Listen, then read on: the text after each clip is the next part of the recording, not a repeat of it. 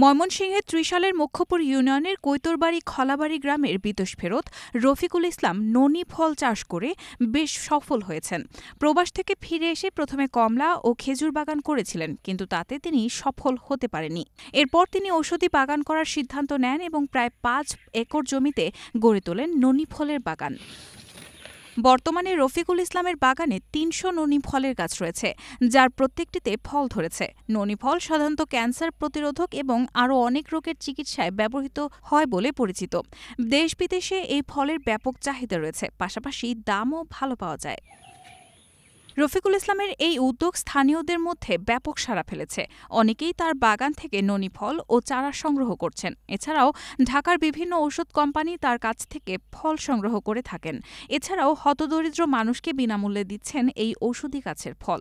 আমি মালটা, কমলা, আরবি খেজুর সহ কাজ করেছিলাম 13 সাল থেকে। তো ওইগুলি আমি করার পরে দেখা গেছে তেমন কোনো সুবিধা আমি পাই নাই।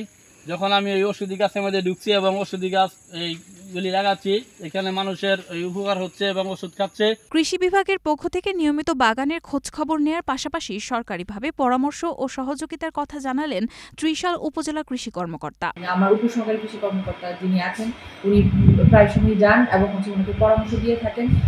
ভবিষ্যতে আমাদের যদি ফল গাছ সংক্রান্ত বা ওষুধি গাছ সংক্রান্ত কোনো ধরনের কোনো প্রদর্শনী বা কোনো ধরনের সাহায্য যদি এসে থাকে, তাহলে আমরা ওনাকে দিব এবং আমরা টাইম টু টাইম ওনাকে বিভিন্নভাবে মৌখিকভাবে আমরা পরামর্শ দিয়ে যাচ্ছি। ননি ফল চাষের জন্য বাংলাদেশের আবহাওয়া খুবই অনুকূল হওয়ায় বিভিন্ন জেলার বনে আপনা আপনি জন্মে।